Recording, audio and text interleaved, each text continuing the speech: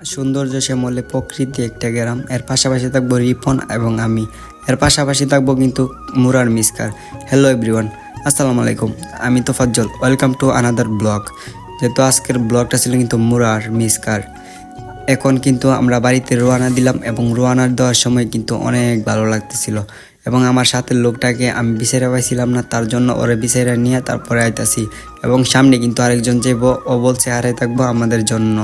এখন বর্তমানে আছে কিন্তু বটু ফিশি বাজারের কাছাকাছি, যেহেতু আমি আর আমার বন্ধু, যেহেতু আমরা দুজন অনেক এনজয় করতেছি, পাশাপাশি কিন্তু অনেক আনন্দ করতেছি।